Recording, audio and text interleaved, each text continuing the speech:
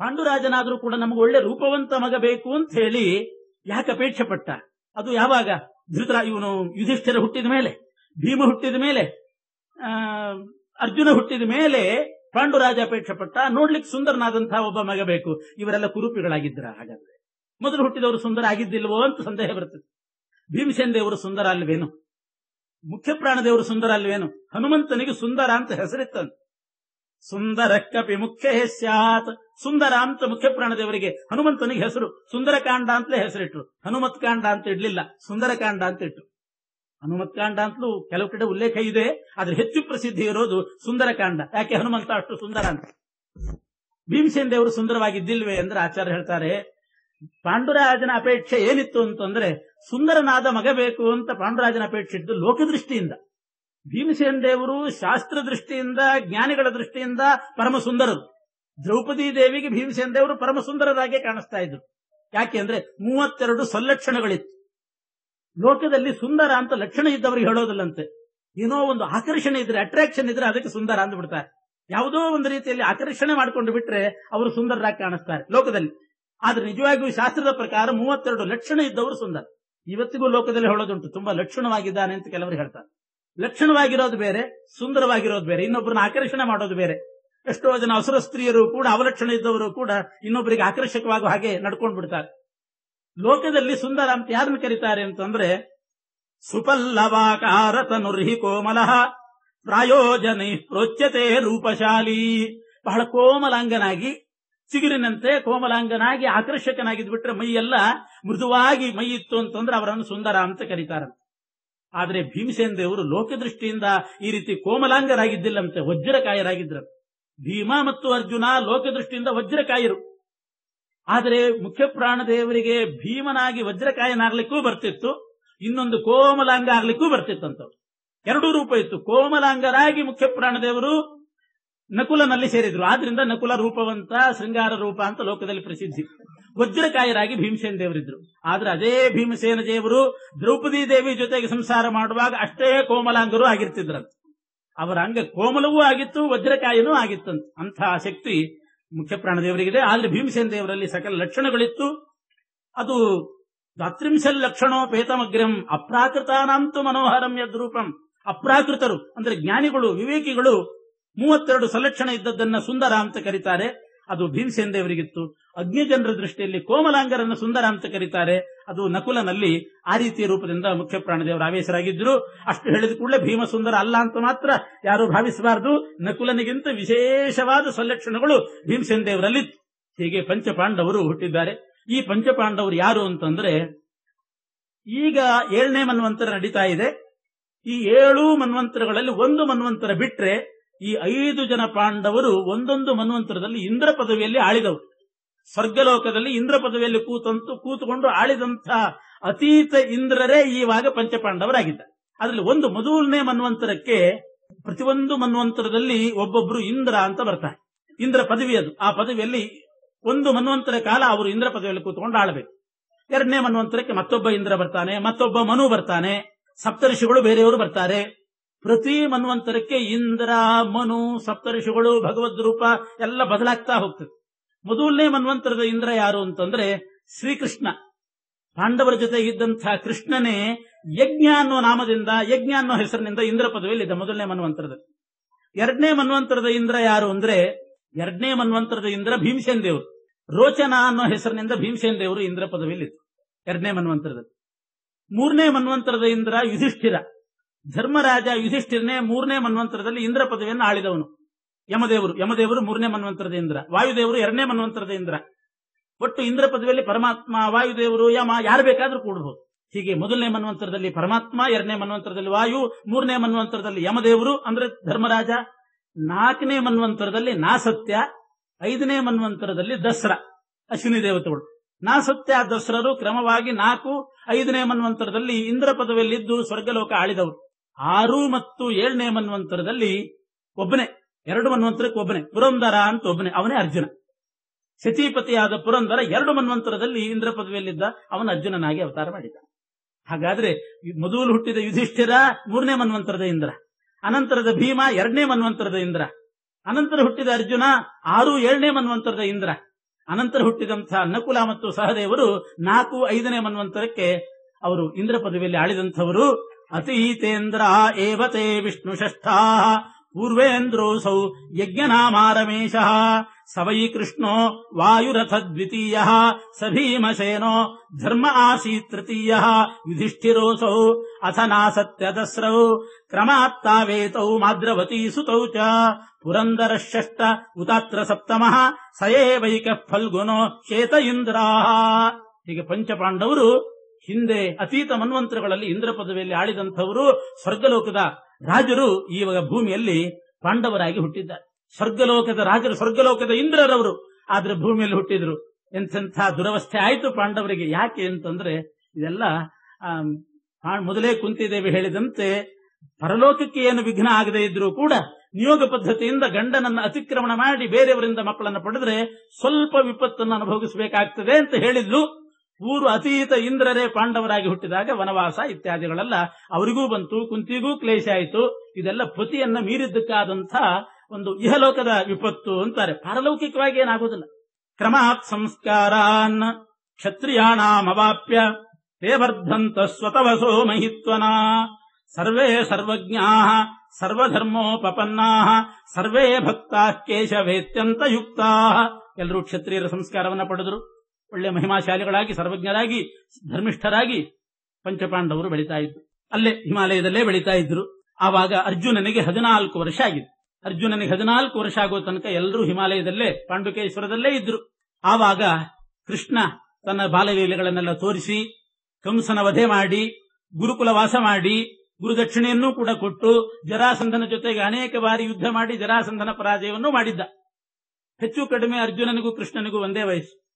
ಅರ್ಜುನನಿಗೆ 14 ವರ್ಷ ಅಂದ್ರೆ ಅಷ್ಟೊತ್ತಿಗೆ ಕೃಷ್ಣನಿಗೂ ಕೂಡ 14.5 ವರ್ಷ ಅಂತ ಇಟ್ಕೊಳ್ರಿ. ಅಷ್ಟರಲ್ಲಿ ಅವನು ಕಂಸ ವಧೆ ಮಾಡಿ ಆಯಿತು, ಜರಾಸಂಧನ ಪರಾಭವ, ಜರಾಸಂಧನ ಸೋಲಿಸಿದ್ದು ಇಷ್ಟೆಲ್ಲ ಆಗಿತ್ತು. ಅರ್ಜುನನಿಗೆ 14 ವರ್ಷ. ಆವಾಗ ಪಾಂಡುಕೇಶ್ವರದಲ್ಲಿ ಅರ್ಜುನನ ಹುಟ್ಟಿದಬ್ಬ ಬಂದಿದೆ. ಒಂದು ದಿವಸ ಫಾಲ್ಗುಣ ಮಾಸ ಅರ್ಜುನನ ಹುಟ್ಟಿದಬ್ಬ ಬಂದಿತ್ತು. ವರ್ಧತ್ಸು ಪಾಂಡುತನಯೇಷು ಚತುರ್ದಶಂತು ಜನ್ಮರ್ಕ್ಷಮಾಸತನಯಸ್ಯ ಸಹಸ್ರದೃಷ್ಟೇ ಪ್ರತ್ಯಾಬ್ದಿಕಂ ಮುನಿಗಣಾನ್ ಪರಿವೇಶಯಂತಿ ಕುಂತಿ ತದಾಸ ಬಹುಕಾರ್ಯ ಪರಾನ ಯಜ್ಞ. ಅರ್ಜುನನಿಗೆ 14ನೇ ವರ್ಷದ ಹುಟ್ಟಿದಬ್ಬ ಅಂದ್ರೆ ಆವಾಗ ಯುಧಿಷ್ಠಿರನಿಗೆ 16 ವರ್ಷ, ಭೀಮನಿಗೆ 15 ವರ್ಷ, ಅರ್ಜುನನಿಗೆ 14 ವರ್ಷ, ನಕುಲ ಸಹದೇವರಿಗೆ 13 ವರ್ಷ. ಅಲ್ಲಿ ತನಕ ಅವರು ಪಾಂಡುಕೇಶ್ವರದಲ್ಲಿದ್ದರು. ಅವತ್ತು ಅರ್ಜುನನ ಹುಟ್ಟಿದಬ್ಬದ ದಿವಸ ಸುತ್ತಮುತ್ತಲಿನ ಮುನಿಗಳನ್ನೆಲ್ಲ ಭೋಜನಕ್ಕೆ ಕರೆದಿದ್ದಾರೆ. ಅಲ್ಲೇ ಹುಟ್ಟಿದಬ್ಬ ಆಚರಣೆ ಮಾಡೋಣ ಅಂತ ಊಟಕ್ಕೆ ಕರೆದಿದ್ರು. ಅವರಿಗೆಲ್ಲ ವ್ಯವಸ್ಥೆ ಮಾಡಬೇಕು. ಪಾಂಡುರಾಜನ ಹಿರಿಯ ಮಡದಿ ಕುಂತಿದೇವಿ ಆದ್ರಿಂದ ಆ ವ್ಯವಸ್ಥೆಯಲ್ಲಿ ತೊಡಗಿದ್ದಾಳೆ.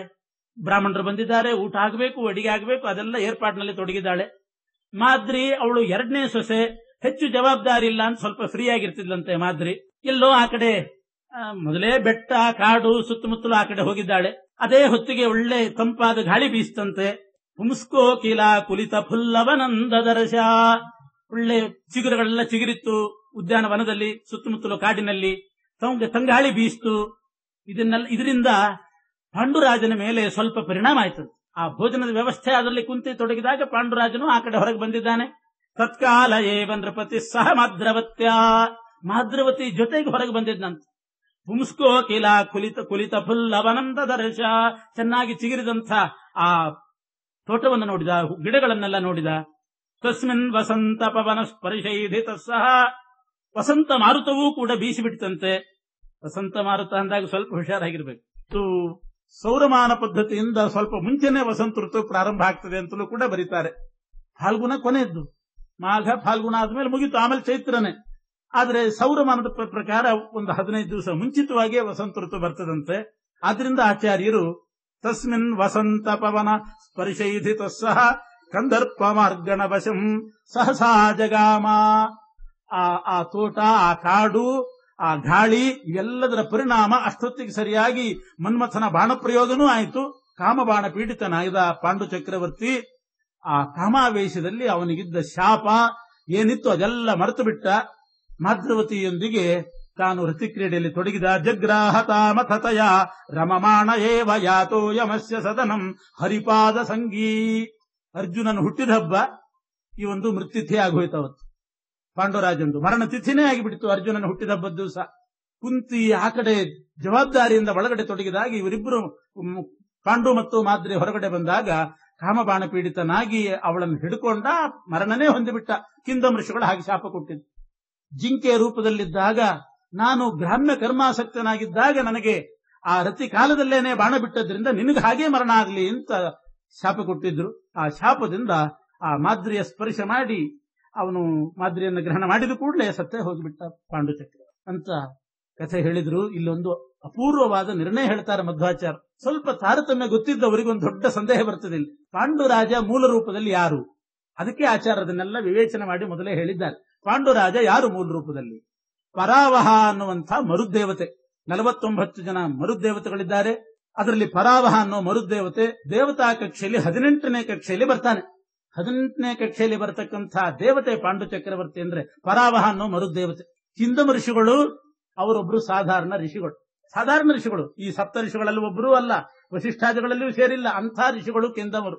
ದೇವತಾ ಗಣ ಎಲ್ಲ ಆದ್ಮೇಲೆ ಬರೋದು ಋಷಿ ಕಕ್ಷೆ. ಅಂಥದ್ದು ಯಾರೋ ಒಬ್ಬ ಋಷಿ ಕಕ್ಷೆಗೆ ಸೇರಿದಂಥ ಋಷಿ ಶಾಪ ಕೊಟ್ರೆ ಆ ಶಾಪ ಪರಾವಹ ಅನ್ನೋ 18ನೇ ಕಕ್ಷೆಯಲ್ಲಿರ್ತಕ್ಕಂತಹ ಮರುದೇವತೆಗೆ ಆ ಶಾಪ ಅಂಟುತ್ತೇನೋ ಅಂತ ಪ್ರಶ್ನೆ. ಅದು ಹೇಗೆ ಅಂಟ್ಲಿಕ್ಕೆ ಸಾಧ್ಯ? ಆ ಶಾಪ ಹೇಗೆ ತಗುಲ್ತದೆ? ಆ ಶಾಪದ ಪ್ರಭಾವದಿಂದ ಪಾಂಡುರಾಜ ಸಾಯೋದು ಅಂದ್ರೆ ಏನರ್ಥ? ತಾರತಮ್ಯಕ್ಕೆಲ್ಲ ಭಂಗ ಬಂದು ಹೋಯ್ತು ಅಂತ ಅನಿಸ್ತದೆ. ಅಧಮರ ಶಾಪ ಉತ್ತಮರಿಗೇನು ನಡೆಯೋದಿಲ್ಲ. ಅದು ಬಹಳ ಕೆಳಗಿದ್ದಾರೆ. ದೇವತೆನೇ ಅಲ್ಲ ಕಿಂದಮ, ಒಬ್ಬ ಋಷಿ. 18ನೇ ಕಕ್ಷೆಯಲ್ಲಿರ್ತಕ್ಕಂತಹ ದೇವತೆಗೆ ಶಾಪ ಕೊಟ್ಟರೆ ಆ ಶಾಪದಿಂದ ಪಾಂಡುರಾಜ ಸಾಯ್ತಾನೇನು? ಮಹಾಭಾರತದ ಮೇಲೆ ಬರತಕ್ಕಂತಹ ಒಂದು ಪ್ರಶ್ನೆ. ತಾರತಮ್ಯ ಸಿದ್ಧಾಂತ ಇಟ್ಟುಕೊಂಡವರು ಈ ಪ್ರಶ್ನೆಗೆ ಉತ್ತರ ಕೊಡಬೇಕಾಗ್ತದೆ. ಆಚಾರ್ಯರು ಹೇಳ್ತಾರೆ ಅದು ಗೌಣ ಕಾರಣ. ಕಿಂದಮ ಋಷಿಗಳ ಶಾಪ ಕಾರಣನೇ ಅಲ್ಲ. ಮೇಲ್ನೋಟಕ್ಕೆ ಎಲ್ರಿಗೂ ಹಾಗನಿಸ್ತದೆ ಶಾಪ ಬಂದಿತ್ತು ಅಂತ. ನಿಜವಾಗಿಯೂ ಪಾಂಡುರಾಜನಿಗೆ ಇನ್ನೊಂದು ದೊಡ್ಡ ಶಾಪ ಇತ್ತಂತೆ. 4 ಶಾಪ ಇತ್ತಂತೆ ಪಾಂಡುರಾಜನಿಗೆ. ಅದು ಪರಾವಹ ಅನ್ನೋ ಮರುದೇವತೆ ಆಗಿದ್ದಾಗಲೇ ಇತ್ತದು, ಪಾಂಡುರಾಜನಾದಾಗಲ್ಲ. ಪರಾವಹ ಪಾಂಡುವಾಗಿ ಹುಟ್ಟಿದ ಮೇಲೆ ಬಂದದ್ದು ಕಿಂದಮರ ಶಾಪ. ಪರಾವಹನಾಗಿದ್ದಾಗಲೇನೆ ಅವನಿಗೆ 4 ಶಾಪ ಇತ್ತಂತೆ. ಆ ಪರಾವಹನಿಗಿಂತಲೂ ಕೂಡ ಉತ್ತಮನಾಗಿರ್ತಕ್ಕಂಥ ಇಂದ್ರದೇವರ ಶಾಪ ಇತ್ತಂತೆ. ಇಂದ್ರ ಯಾವ ಕಕ್ಷೆಯಲ್ಲಿದ್ದಾನೆ ಯೋಚನೆ ಮಾಡಿ. 8ನೇ ಕಕ್ಷೆ ಇಂದ್ರ. 8ನೇ ಕಕ್ಷೆಯಲ್ಲಿರ್ತಕ್ಕಂಥ ಇಂದ್ರ ಅವನಿಗೆ ದ್ರೋಹ ಮಾಡಿದ್ರಿಂದ ಇಂದ್ರನಿಗೆ ಪರಾವಹ ದ್ರೋಹ ಮಾಡಿದ್ದ. ಆದ್ರಿಂದ ಆ ಪರಾವಹ ಅನ್ನೋ ಮರುದೇವತೆ ಇಂದ್ರನ ಶಾಪ ಇತ್ತಂತೆ. ಏನು ದ್ರೋಹ ಮಾಡಿದ್ದ ಅಂತ ಆಚಾರ್ಯ ಹೇಳ್ತಾರೆ. ಪೂರ್ವಂ ಶಚೀರಮಣ ನಿಚ್ಛತ ಏಷ ವಿಘ್ನಂ ಶಕ್ರಸ್ಯ ತದ್ದರ್ಶನೋಪಗತೋ ಹಿ ಚಕ್ರೇ ತೇನೈವ ಮಾನುಷಮವಾಪ್ಯರತಿಸ್ಥ ಏವ ಪಂಚತ್ವಮಾಪ ರತಿ ವಿಘ್ನಂ ಅಪುತ್ರತಾಂಚ. ಹಿಂದೆ ಇವನು ಪರಾವಹ ಅನ್ನೋ ದೇವತೆಯಾಗಿದ್ದಾಗ ದೇವೇಂದ್ರ 8ನೇ ಕಕ್ಷೆಯಲ್ಲಿರ್ತಕ್ಕಂಥ ದೇವೇಂದ್ರ ತನ್ನ ಪತ್ನಿಯೇ ಆದಂಥ ಶಚೀದೇವಿಯ ಜೊತೆಗೆ ರಮಣಕ್ಕಾಗಿ ತೊಡಗಿದಾಗ ಇವನು ಬೇಕು ಅಂತ ಹೋಗಿ ಆ ಪರಾವಹ ಇಂದ್ರನ ಹತ್ರ ಕಾಣಿಸೋದು, ಅವ್ರ ಕಣ್ಣಿಗೆ ಬೀಳೋದು, ಅವ್ರ ಎದುರಿಗೆ ಹೋಗೋದು, ಆ ಇಂದ್ರ ಮತ್ತು ಶಚೀದೇವಿಯರ ರಮಣಕ್ಕೆ ವಿಘ್ನ ಮಾಡ್ತಾ ಇದ್ನಂತೆ. ಆ ಉತ್ತಮ ದೇವತೆಗಳಾದಂಥ ಇಂದ್ರ ಶಚಿಯರ ರಮಣಕ್ಕೆ ಏನು ವಿಘ್ನ ಮಾಡಿದ? ಬೇಕು ಇನ್ನೇನು ವಿಘ್ನ, ಮತ್ತೇನು ಬೇರೆ ತರ ಏನು ಮಾಡಿಲ್ಲ. ತದ್ದರ್ಶನೋಪಗತಶ್ಚ ಚಕ್ರೆ. ಬೇಕು ಅಂತ ಅವರ ದರ್ಶನಕ್ಕೆ ಅಂತ ಹೋಗೋದು, ಅವ್ರ ಕಣ್ಣಿಗೆ ಬೀಳೋದು. ಹಾಗಾಗಿ ಇಂದ್ರನಿಗೆ ಸ್ವಲ್ಪ ವಿಘ್ನ ಆಯ್ತು. ಅದಕ್ಕೆ ಇಂದ್ರ ಪರಾವಹನಿಗೆ ಶಾಪ ಕೊಟ್ಟಿದ್ನು. ನನಗೆ ನೀನು ಈ ರೀತಿ ವಿಘ್ನ ಮಾಡ್ತಾ ಇದ್ದೀಯಾದ್ರಿಂದ ನಿನಗೆ ಮನುಷ್ಯ ಜನ್ಮ ಬರಲಿ ಅಂತ ಒಂದು ಶಾಪ ಕೊಟ್ಟಿದ್ದ. ಪರಾವಹ ಇಂದ್ರನ ಶಾಪದಿಂದಲೇನೆ ಮನುಷ್ಯನಾಗಿ ಹುಟ್ಟಿದ. ನಿನಗೆ ಮನುಷ್ಯ ಜನ್ಮ ಬರಲಿ ಅಂತ ಒಂದು. ಆ ಮನುಷ್ಯನಾಗಿ ಹುಟ್ಟಿದಾಗ ನಿನಗೆ ಸ್ತ್ರೀ ಸಂಪರ್ಕಕ್ಕೆ ವಿಘ್ನ ಬರಲಿ ಅಂತ ಇನ್ನೊಂದು ಶಾಪ ಕೊಟ್ಟಿದ್ದ. ಯಾವುದೋ ಒಂದು ನಿಮಿತ್ತದಿಂದ ನಿನಗೆ ಸ್ತ್ರೀ ಸಂಪರ್ಕ ಆಗಕೂಡದಲ್ಲಿ ಅಂತಹದ್ದೊಂದು ಪ್ರಸಂಗ ಬರಲಿ. ಒಂದು ವೇಳೆ ನೀನು ಸ್ತ್ರೀ ಸಂಪರ್ಕ ಹೊಂದಿದೆ ಅಂತಂದ್ರೆ ಆವಾಗ ಸತ್ತು ಹೋಗಿ ಬಿಡಬೇಕು ಅಂತ ಅವನೇ ಶಾಪ ಕೊಟ್ಟಿದ್ದ. ಮತ್ತೊಂದೇನು ಅಂತಂದ್ರೆ ನಿನಗೆ ಪುತ್ರ ಸಂತಾನ ಇಲ್ಲದೆ ಹೋಗಲಿ ಅಂತ ಇಷ್ಟು ಶಾಪ ಕೊಟ್ಟು. ಮನುಷ್ಯ ಜನ್ಮ, ಅದರಲ್ಲಿ ರತಿಗೆ ವಿಘ್ನ ಬರಬೇಕು, ಅಕಸ್ಮಾತ್ ತೊಡಗಿದ್ರೆ ಮರಣ ಬರಬೇಕು, ಇದ್ದಷ್ಟು ಕಾಲವು ರತಿಗೆ ಅವಕಾಶ ಇದ್ದಷ್ಟು ಕಾಲದಲ್ಲಿ ಮಕ್ಕಳಾಗಿರಬಾರದು. ಇಷ್ಟು 4 ಶಾಪ ದೇವೇಂದ್ರ ಕೊಟ್ಟದ್ರಿಂದ ಈಗ ಕಿಂದಮರದ್ದೊಂದು ನೆಪ ಆಯ್ತಷ್ಟೇ. ರತಿ ವಿಘ್ನಕ್ಕೆ ಕಾರಣ ಬರಬೇಕಾಗಿತ್ತು, ಅದಕ್ಕೆ ಕಿಂದಮರ ಶಾಪ ನೆಪ ಆಯಿತು.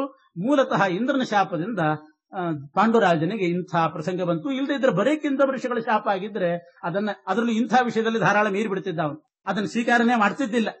ತೇನೈವ ಮಾನುಷಮವಾಪ್ಯರತಿಷ್ಠ ಏವ ಪಂಚತ್ವ ಮಾಪ ರತಿ ವಿಘ್ನಂ ಅಪುತ್ರತಾಂಚ. ಮತ್ತೊಂದು ಪ್ರಶ್ನೆ ಬರ್ತದೆ, ಸಣ್ಣ ಅಪರಾಧ. ಏನೋ ರತಿಗೆ ವಿಘ್ನ ಮಾಡಿದ ಪರಾವಹ ಅನ್ನೋ ಮರುತು ಅಂತಂದ್ರೆ ಇವರು ಇನ್ನೇನಾದ್ರೂ ಮಾರ್ಗ ಅನುಸರಿಸಬಹುದಾಗಿತ್ತು. ಬೇಕಾದ್ರೆ ದೇವೇಂದ್ರನ ಇನ್ನೇನಾದ್ರೂ ಮಾರ್ಗ ಅನುಸರಿಸಬಹುದಾಗಿತ್ತು. ಅದೊಂದು ದೊಡ್ಡ ಅಪರಾಧ ಅಂತ ಒಂದು ಸಣ್ಣ ವಿಷಯ. ಏನೋ ಬಂದ 2 ಸಲ ಬಂದ ಅಂತಂದ್ರೆ ಅಷ್ಟಕ್ಕೆ ಇಷ್ಟು ಶಾಪ, ಆ ಶಾಪ ನಡೀತದೇನೋ? ಇಷ್ಟು ಸಣ್ಣ ಅಪರಾಧಕ್ಕಿಂತ ಶಾಪ ಕೊಟ್ರೆ ಅದು ನಡೀತದೋ ಅನ್ನುವಂತಹ ಪ್ರಶ್ನೆನೋ ಬರ್ತದೆ. ಅದಕ್ಕೆ ಆಚಾರ್ಯ ಮತ್ತೊಂದು ನಿರ್ಣಯ ಹೇಳ್ತಾರೆ. ಪರಾವಹ ದೇವತೆ ಆಗಿದ್ರೂ ಕೂಡ, ಅಪರೋಕ್ಷ ಜ್ಞಾನಿ ಆಗಿದ್ರೂ ಕೂಡ ಸೋತ್ತಮರಿಗೆ ಮಾಡಿದಂತಹ ಅಪರಾಧ ಸ್ವಲ್ಪ ಆದರೂ ಕೂಡ ಮಹಾ ಅನರ್ಥಕ್ಕೆ ಕಾರಣ ಆಗ್ತದೆ ಅಂತ ಪರಮಾತ್ಮನ ಸಂಕಲ್ಪ. ಜ್ಞಾನಿಗಳಾಗಿದ್ರು, ಪರಮಾತ್ಮನ ಸಾಕ್ಷಾತ್ಕಾರ ಹೊಂದಿದ್ರು ಕೂಡ, ಅವರು ದೇವರೇ ಆಗಿದ್ರು ಕೂಡ ಅವರಿಗಿಂತ ಉತ್ತಮರ ದ್ರೋಹ ಮಾಡಿಬಿಟ್ರು ಅಂತಂದ್ರೆ ಸ್ವೋತ್ತಮ ದ್ರೋಹ ಸ್ವಲ್ಪೋಪಿ ದೋಷ ಉರುತಾಮಭಿಯಾತಿ ಯಸ್ಮಾತ್. ಉತ್ತಮರ ದ್ರೋಹ ಎಂದೂ ಮಾಡಬಾರದು. ಸ್ವೋತ್ತಮ ದ್ರೋಹ ಬೇರೆ ಬೇರೆ ಅಪರಾಧಗಳು ನಡೀತಿರ್ತದೆ, ಅವರ ವೈಯಕ್ತಿಕ ಅಪರಾಧಗಳು ನಡೀತಿರ್ತದೆ. ವೈಯಕ್ತಿಕವಾಗಿ ಅವರೇನೋ ಕರ್ಮಭ್ರಷ್ಟರಾಗಬಹುದು, ಅಥವಾ ಇನ್ನೇನಾದ್ರೂ ವೈಯಕ್ತಿಕ ಅಪರಾಧ ನಡೀತದೆ, ಯಾರಿಗೂ ಹಾನಿಕರ ಆಗಿರೋದಿಲ್ಲ. ಕರ್ಮಾಚರಣೆ ಮಾಡಲಿಲ್ಲ ಅಂತಂದ್ರೆ ಅದು ಅಪರಾಧನ, ಆದ್ರೆ ಇನ್ನೊಬ್ಬರಿಗೆ ಕೆಡಕಾಗೋದಿಲ್ಲ, ಇನ್ನೊಬ್ಬರಿಗೆ ದ್ರೋಹ ಆಗೋದಿಲ್ಲ. ಉತ್ತಮರಿಗೆ ದ್ರೋಹ ಮಾಡಿದ್ರು ಅಂತಂದ್ರೆ ಅದು ಇಂದ್ರನಂಥ ಉತ್ತಮನಿಗೆ ಅದು ಸ್ವಲ್ಪ ದ್ರೋಹ ಮಾಡಿದ್ರು ಕೂಡ ಅದು ಉರುತಾಮಭಿಯಾತಿ ಯಸ್ಮಾತ್. ಆದ್ರಿಂದ ಬಹಳ ಎಚ್ಚರಿಕೆಯಲ್ಲಿರಬೇಕು ಅಂತ ಮಹಾಭಾರತ ಈ ಪ್ರಸಂಗದಿಂದ ಎಚ್ಚರಿಕೆ ಕೊಡ್ತಾ ಇದೆ. ಏನಾದ್ರೂ ಅಪರಾಧ ನಡೀಬಹುದಾದ್ರೂ ಉತ್ತಮ ದ್ರೋಹ ಸ್ವೋತ್ತಮ ದ್ರೋಹ ಎಂದೂ ಮಾಡ್ತಕ್ಕಂಥದ್ದಲ್ಲ. ಅದು ಇಷ್ಟಕ್ಕೆ ಕಾರಣ ಆಗ್ತದೆ. ಅದು ಜ್ಞಾನಿಗಳಾದವರಿಷ್ಟಕ್ಕೆ ಕಾರಣ ಆದ್ರೆ, ಅಜ್ಞಾನಾವಸ್ಥೆಯಲ್ಲಿದ್ದಾಗ ಅಜ್ಞಾನಿಗಳಾದಂಥವರು ಮನುಷ್ಯರು ಸ್ವೋತ್ತಮರಿಗೆ ದ್ರೋಹ ಬಗೆದ್ರೆ ಏನಾದೀತು ಅಂತ ಅನ್ನೋದನ್ನು ಎಚ್ಚರಿಕೆಯಲ್ಲಿ ಇಟ್ಟುಕೊಳ್ಬೇಕು ಅನ್ನೋ ದೃಷ್ಟಿಯಿಂದ ಈ ಪ್ರಧಾನ ಕಾರಣವನ್ನು ಆಚಾರ್ಯರು ಎತ್ತಿ ತೋರಿಸಿದ್ದಾರೆ. ಮಾದ್ರೀಪತಿಮೃತಮವೇಕ್ಷರು ರೋಧ ದೂರಾತ್ ತಚ್ಶುಶ್ರೂಶ್ಚ ಪೃಥಯಾ ಸಹ ಪಾಂಡುಪುತ್ರಾ ತೇಷ್ವಾಗತೇಷು ವಚನಾದಪಿ ಮಾದ್ರವತ್ಯಾ ಪುತ್ರಾನ್ನಿವಾರ್ಯತೆ ಪೃಥಃ ಸ್ವಯಮೇವ ಚಾಗಾತ್.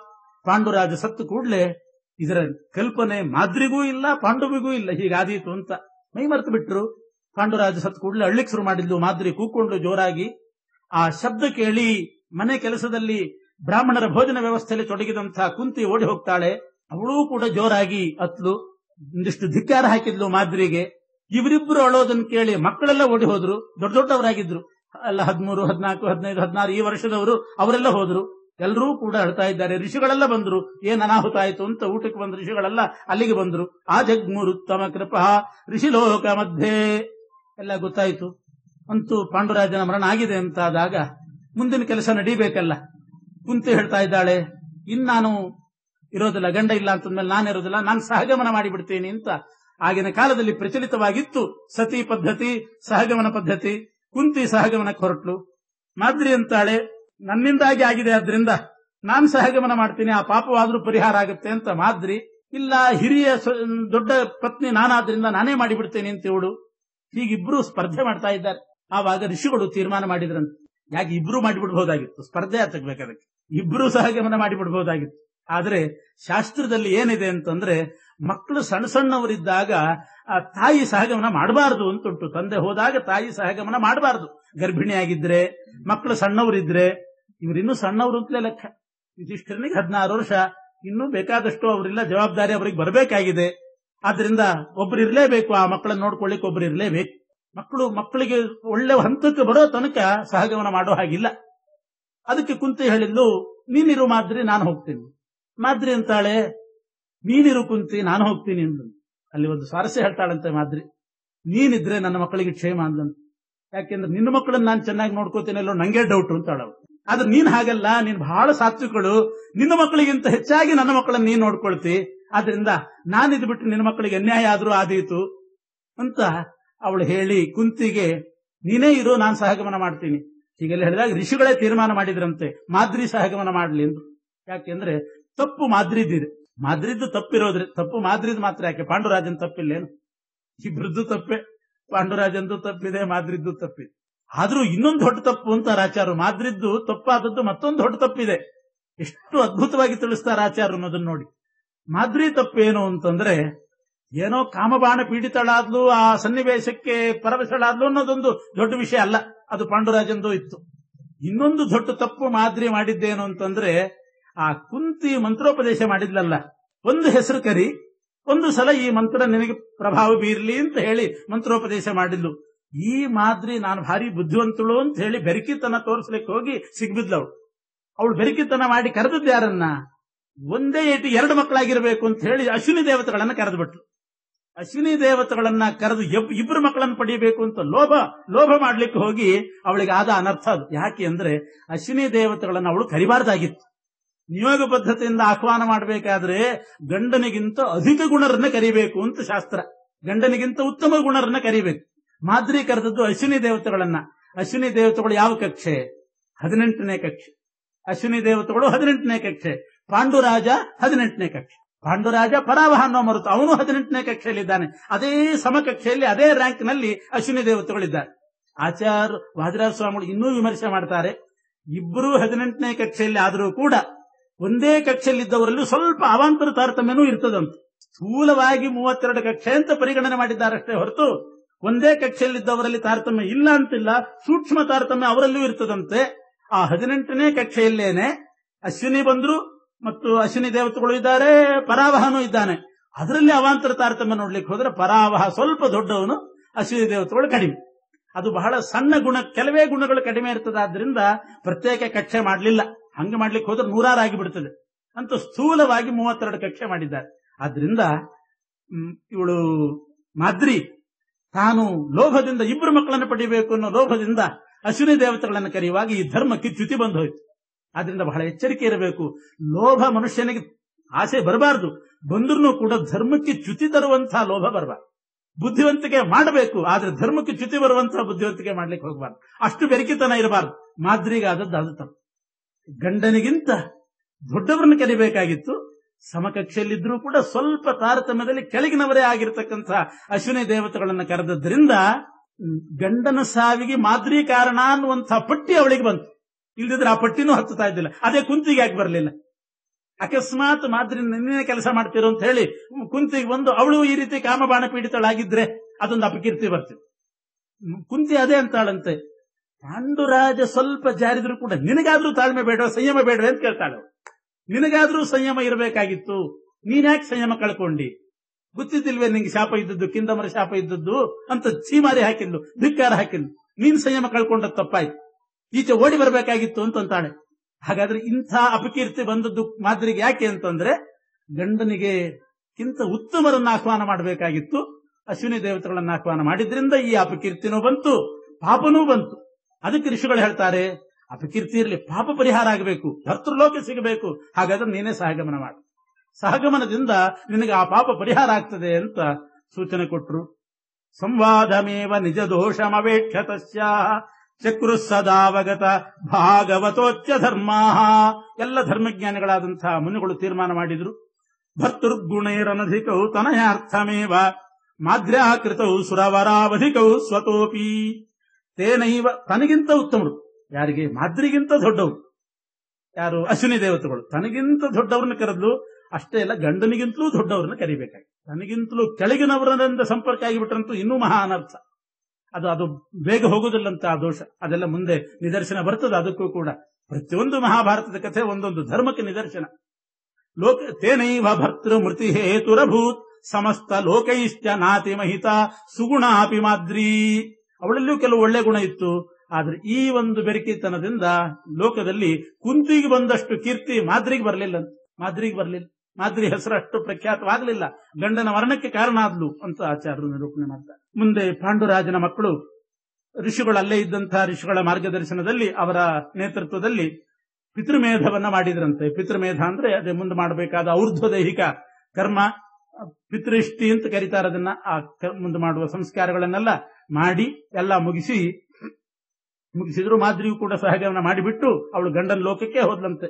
ಹುತ್ವಾ ಆತ್ಮದೇಹ ಮುರುಪಾಪ ಮದಕೃತಂಚ ಸಮ್ಮರ್ಜ್ಯ ಲೋಕ ಮಗಮನ್ ನಿಜಭರ್ತುರೇವ. ಪತಿಲೋಕವೇ ಅವಳಿಗೂ ಸಿಕ್ತು, ಮಾದ್ರಿಗೆ ಪಾಪ ಪರಿಹಾರ ಆಯ್ತು. ಆಮೇಲೆ ಪಾಂಡುಗೆ ಏನಾಯ್ತು? ಈ ರೀತಿ ಸತ್ನಲ್ಲ, ಒಂದು ರೀತಿಯಲ್ಲಿ ಶಾಪಗ್ರಸ್ತನಾಗಿ ಸತ್ತ. ಅವನಿಗೆ ಒಳ್ಳೆ ಲೋಕ ಸಿಕ್ತೋ ಇಲ್ಲೋ ಅಂತಂದ್ರೆ ಅವನಿಗೂ ಒಳ್ಳೆ ಲೋಕ ಸಿಕ್ತ. ಇಂದ್ರನಿಗೆ ವಿಘ್ನ ಮಾಡಿದ್ದ, ಸೋತ್ತಮ ದ್ರೋಹ ಮಾಡಿದ್ದ ಪಾಂಡು, ಸೋತ್ತಮ ದ್ರೋಹ ಮಾಡಿದ್ದ, ಕಿಂದವ ಋಷಿಗಳನ್ನು ಕೊಂದಿದ್ದ, ಪೂರ್ವದಲ್ಲಿಯೂ ಮಾಡಿದ್ದ, ಅವತಾರದಲ್ಲಿಯೂ ಮಾಡಿದ್ದ. ಆದ್ರೂ ಪಾಂಡುವಿಗೆ ಸದ್ಗತಿನೇ ಆಯ್ತು ಅಂತ ಆಚಾರ. ಯಾಕೆ ಅಂತಂದ್ರೆ ಪಾಂಡುಶ್ಚ ಪುತ್ರಕ ಗುಣೈಹಿ, ಅವನ ಮಕ್ಕಳೆಂಥವ್ರು. ಪುತ್ರಕ ಗುಣೈಹಿ ಸ್ವಗುಣೈಶ್ಚ ಸಾಕ್ಷಾತ್, ತನ್ನ ಗುಣನೂ ಸ್ವಲ್ಪ ಇತ್ತು, ಮಕ್ಕಳದ್ದು ವಿಶೇಷ ಗುಣಗಳಿತ್ತು. ಕೃಷ್ಣಾತ್ಮಜ, ವೇದವ್ಯಾಸ ದೇವರ ಮಗನಾಗಿ ಹುಟ್ಟಿದ್ದ ಪಾಂಡು ಚಕ್ರವರ್ತಿ. ಅದೊಂದು ಕಾರಣ ಇತ್ತು. ಯಾರ ಮಕ್ಕಳಾಗಿ ಹುಟ್ಟುತ್ತೀವಿ, ಯಾರನ್ನ ಮಕ್ಕಳನ್ನಾಗಿ ಪಡಿತೀವಿ, ಇದೆಲ್ಲ ಪ್ರಭಾವ ಬೀರ್ತದೆ. ವೇದವ್ಯಾಸ ದೇವರ ಮಗನಾಗಿದ್ದ ಪಾಂಡು, ಭೀಮನ ತಂದೆಯಾಗಿದ್ದ.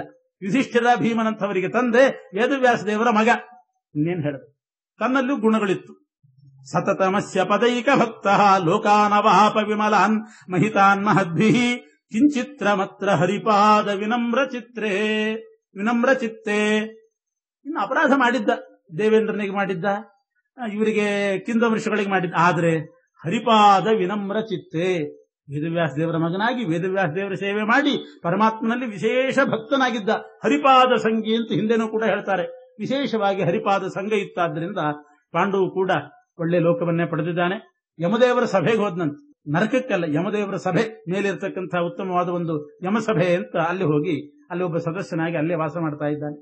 ಇವರೆಲ್ಲ ಕರ್ಮ ಮುಗಿಸಿ ಪಾಂಡವರು ಕುಂತಿಯಿಂದ ಕೂಡಿಕೊಂಡು, ಮಾದ್ರಿ ಅಂತೂ ಹೋದ್ರು, ಕುಂತಿಯಿಂದ ಕೂಡಿಕೊಂಡು 5 ಜನ ಪಾಂಡವರು ಹಸ್ತಿನಾಪುರಕ್ಕೆ ಬಂದು, ಪಾಂಡುಕೇಶ್ವರ ಬಿಟ್ಟು ಹಸ್ತಿನಾಪುರಕ್ಕೆ ಋಷಿಗಳೇ ಕರ್ಕೊಂಡು ಬಂದ್ರಂತೆ. ಋಷಿಗಳು ಕರ್ಕೊಂಡು ಬರುವಾಗ 17ನೇ ದಿವಸ, ಎಲ್ಲ 12, 13 ಎಲ್ಲ ಮುಗಿಬೇಕಲ್ಲ, ಎಲ್ಲ ಮುಗಿದು 17ನೇ ದಿವಸ ಹಸ್ತಿನಾಪುರಕ್ಕೆ ಬಂದಿದ್ದಾರೆ. ಋಷಿಗಳೇ ಹೇಳಿದ್ರಂತೆ, ಈ ಮಕ್ಕಳನ್ನು ಕರ್ಕೊಂಡು ಬಂದು ಏನೇನ್ ದುರಂತ ಆಯಿತು ಅಂತ ಎಲ್ಲಾ ವಿಷಯ ಹೇಳಿದ್ರು. ಒಂಥರ ದಿಂಗ್ಮೂಢ ಆಗಿಬಿಟ್ನಂತೆ ಧೃತರಾಷ್ಟ್ರ. ಏನು ಅಂತ ಹೇಳೋದಿಲ್ಲ ಆಚಾರ್ಯ. ತೂಷ್ಣೀಂ ಸ್ಥಿತೇತು ನೃಪತವು, ಸುಮ್ಮನೆ ಅದಕ್ಕೇನು ಪ್ರತೀಕಾರವೇ ಇಲ್ಲ, ಪ್ರತ್ಯುತ್ತರವೇ ಇಲ್ಲ. ಧೃತರಾಷ್ಟ್ರ ಸುಮ್ಮನಾಗಿಬಿಟ್ನಂತೆ. ಭೀಷ್ಮಾಚಾರ್ಯರು ಕೂಡ ದಂಗು ಬಡದವರಂತೆ ಸುಮ್ಮನಾಗಿಬಿಟ್ರಂತೆ, ಮಾತೇ ಹೊರಡ್ತಾ ಇಲ್ಲ. ಯಾರಿಗಾದ್ರೂ ಆಗೋದೆ, ಪಾಂಡುರಾಜನಿಗೆ ಇಂಥ ಮರಣ ಆಯ್ತು. ಅನಾಥ ಮಕ್ಕಳನ್ನ, ತಂದೆ ಇಲ್ಲದ ಮಕ್ಕಳನ್ನ ಕರ್ಕೊಂಡು ಕುಂತಿ ಬಂದಿದ್ದಾಳೆ, ಋಷಿಗಳು ತಂದು ಬಿಟ್ರು. ತೂಷ್ಣೀಂ ಸ್ಥಿತೇತು ನೃಪತವು ತನುಜೇ ಚ ನದ್ಯಾಹ. ಭೀಷ್ಮರು ಕೂಡ ನಮ್ಮ ಕುರುವಂಶದಲ್ಲಿ ಎಂಥೆಂಥ ಅನಾಹುತ ಆಯ್ತಲ್ಲ ಅಂತ ಅವರೂ ಕೂಡ ಸುಮ್ಮನಾಗಿ ಬಿಟ್ರು. ಬಹಳ ಸಂತೋಷ ಪಟ್ಟವನು ಅಂದ್ರೆ ವಿದುರ ಅಂತೆ. ಇದೊಂದು ವಿಚಿತ್ರ ಅಲ್ಲ, ಇವರು ದಂಗು ಬಡದು ಪಾಪ ದಿಂಗೂಢರಾಗಿ ಸುಮ್ಮನೆ ಕೂತಿದ್ದಾರೆ, ವಿದುರ ಸಂತೋಷ ಪಟ್ಟ ಅಂತ ಆಚಾರ. ಯಾಕೆ ಸಂತೋಷ ಪಟ್ಟ ಅಂತಂದ್ರೆ ವಿದುರ ಅಂಥ ಜ್ಞಾನಿ, ವಿದುರನ ಜ್ಞಾನ ಅಂಥದ್ದು. ಸಾಕ್ಷಾತ್ ಯಮಧರ್ಮರಾಜ ಯುಧಿಷ್ಠಿರನಾಗಿ ಬಂದಿದ್ದಾನೆ. ವಾಯುದೇವರು ಭೀಮಸೇನ ದೇವರಾಗಿ ನಮ್ಮ ಹಸ್ತಿನಾಪುರಕ್ಕೆ ಬಂದರು. ದೇವಲೋಕದ ದೇವೇಂದ್ರ ಪುರಂದರ, ಸಚಿಪತಿ ಪುರಂದರ ಅರ್ಜುನನಾಗಿ ಬಂದಿದ್ದಾನೆ. ಅಶ್ವಿನಿ ದೇವತೆಗಳು ದೇವಲೋಕ ವೈದ್ಯರು ನಕಲ ಸಹದೇವರಾಗಿ ಬಂದಿದ್ದಾರೆ ಅನ್ನೋ ಜ್ಞಾನ ವಿದುರನಿಗಿತ್ತು. ಆದ್ರಿಂದ ಬಹಳ ಸಂತೋಷಪಟ್ಟು, ಒಂದು ಕಣ್ಣಲ್ಲಿ ದುಃಖ ಆಗಿ ದುಃಖದ ನೀರು ಬಂದಿರಬಹುದು, ಪಾಂಡುರಾಜ ಹೋದ ಅಂತ. ಆದ್ರೆ ಭೀಮ, ಅರ್ಜುನ, ನಕುಲ ಸಹದೇವ, ಧರ್ಮರಾಜ ಇವರೆಲ್ಲ ಬಂದಿದ್ದಾರಲ್ಲ ಅಂತ ಆ ಸಂತೋಷ ವಿದುರನಿಗಂತೆ. ಅದೇ ಅವನ ಜ್ಞಾನ. ವೇದವ್ಯಾಸ ದೇವರ ವರ ಅದು. ವೇದವ್ಯಾಸ ದೇವರಿಂದ ಹುಟ್ಟಿ ಅವರ ವರದಿಂದ ಅಂಥ ಜ್ಞಾನ ಇತ್ತು. ತೂಷ್ಣೀಂ ಸ್ಥಿತೇತು ನೃಪತವು ತನುಜೇ ಚ ನದ್ಯಾಹ ಛತ್ತರ್ಯುತಾಪ್ತ ಉರುಮೋದಂ. ಅವನು ಬಹಳ ಸಂತೋಷಪಟ್ಟ. ಅತೀವ ಪಾಪಾಹ. ದುರ್ಯೋಧನಾದಿಗಳೆಲ್ಲ ಬಹಳ ಸಂತೋಷಪಟ್ಟರಂತವ್ರು. ಅವ್ರದ್ದು ಉದ್ದೇಶ ಬೇರೆ, ಏನಾದ್ರೂ ಮಾಡಿ ಇವ್ರನ್ನ ಹೊರಗಾಕಬೇಕು ಅನ್ನುವಂಥ ಪಾಪದ ಆಲೋಚನೆಯನ್ನ ಮಾಡಿ ಅವ್ರು ಹೇಳ್ತಾರಂತೆ, ಎಂಥ ಪ್ರಸಂಗದಲ್ಲಿ ಮೊದಲಿಂದಲೂ ಅವಳದ್ದು ದುರಂತ ಜೀವನ. ಆ ಮಕ್ಕಳನ್ನ ಕರ್ಕೊಂಡು ವಿಧವೆಯಾಗಿ ಗಂಡನನ್ನು ಕಳ್ಕೊಂಡು ಮಕ್ಕಳ ಜೊತೆಗೆ ಬಂದು ಇಂಥ ಪ್ರಸಂಗದಲ್ಲಿದ್ದಾಗ ಋಷಿಗಳೆಲ್ಲ ಹಿಂಗಾಗಿದೆ ಅಂತ ಹೇಳಿದ್ರೆ ಅವರಿಗೊಂದು ಮಾರ್ಗ ತೋರಿಸಬೇಕೋ ಬೇಡವೋ. ದುರ್ಯೋಧನಾದಿಗಳು ಹೇಳ್ತಾರಂತೆ, ಋಷಿಗಳ ಎದುರಿಗೆ ಹೇಳ್ತಾರಂತೆ, ಪಾಂಡುರಾಜ ಎಂದೋ ಸತ್ತಿದ್ದಾನೆ ಅಂತ ನಮಗೆ ಸುದ್ದಿ ಬಂದಿದೆ. ಪಾಂಡುರಾಜ ಸತ್ತ ಮೇಲೆ ಹುಟ್ಟಿದವರು ಇವರು, ಅಕ್ರಮದ ಜನ್ಮ ಇವರದ್ದು, ಅಧರ್ಮದ ಜನ್ಮ. ಇಂಥವ್ರನ್ನ ನಾವು ಸೇರಿಸ್ಕೊಂಡ್ರೆ ನಮಗೆ ಅಪಕೀರ್ತಿ, ನಮಗೆ ಒಳ್ಳೇದಾಗೋದಿಲ್ಲ ಅಂತ. ಇವನು ಭಾರಿ ಧರ್ಮಿಷ್ಠ. ದುರ್ಯೋಧನ ಈ ಪಾಂಡವರ ಬಗ್ಗೆ ಆಡಿದ ಮಾತಿದು. ಊಚು ಸುಯೋಧನ ಮುಖ ಸಹಸೋ ಬಲೇನ ಪಾಂಡೋರ್ ಮೃತಿಷ್ಕಿಲ ಪುರಾತನ ಯಾಕ್ವತಸ್ಯ. ಪಾಂಡುರಾಜನ ಮಕ್ಕಳು ಅಂತ ನೀವು ನಮ್ಮನೆಗೆ ತಂದು ಬಿಡ್ತೀರಿ, ಎಂದೋ ಸತ್ತಿದ್ದಾನೆ ಪಾಂಡುರಾಜ, ಅವನ ಮಕ್ಕಳಾಗೋದು ಹೇಗೆ ಅಂತ ದುರ್ಯೋಧನಾದಿಗಳು ಕೇಳ್ತಾ ಇದ್ದಾರೆ. ನಕ್ಷೇತ್ರಜ ಅಪಿ ಮೃತೇ ಪಿತರಿ ಸ್ವಕೀಯೈ ಸಮ್ಯಂಗ್ ನಿಯೋಗ ಮನವಾಪ್ಯ ಭವಾಯ ಯೋಗ್ಯ. ಅದೇನು ನಿಯೋಗ ಪದ್ಧತಿಯಿಂದ ಹುಟ್ಟಲಿಕ್ಕೆ ಗಂಡ ಇರಬೇಕು ಅಂತ ನಿಯಮ ಇಲ್ಲ. ನಿಜವಾಗಿ ಅದು ಗಂಡ ಸತ್ತ ಮೇಲೂ ಕೂಡ ಬೇರೆ ಹಿರಿಯರು ತೀರ್ಮಾನ ಮಾಡಿ ನಿಯೋಗ ಪದ್ಧತಿಯಿಂದ ಮಕ್ಕಳು ಬರಬಹುದು.